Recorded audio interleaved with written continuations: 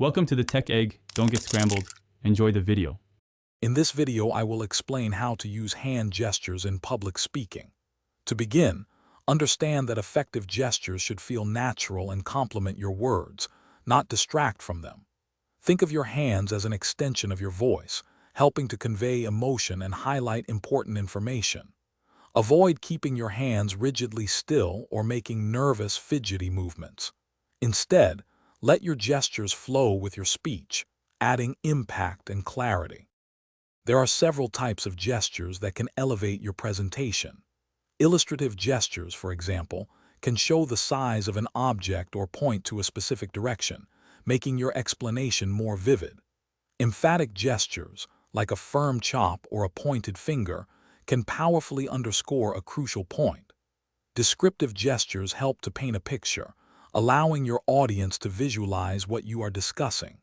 Use a variety to keep your delivery dynamic. Proper placement and timing are crucial for impactful gestures. Imagine a strike zone from your chest to your waist. Most gestures should occur within this area for optimal visibility and naturalness. Avoid raising your hands above your shoulders or letting them drop too low, as this can look awkward. Crucially, time your gestures to perfectly align with the words you want to emphasize, creating a powerful visual and auditory connection for your audience. Finally, practice and authenticity are key to mastering hand gestures. Rehearse your speech, paying attention to where gestures naturally emerge. Record yourself to identify any distracting habits and refine your movements. The goal isn't to memorize specific gestures, but to allow them to flow authentically from your message.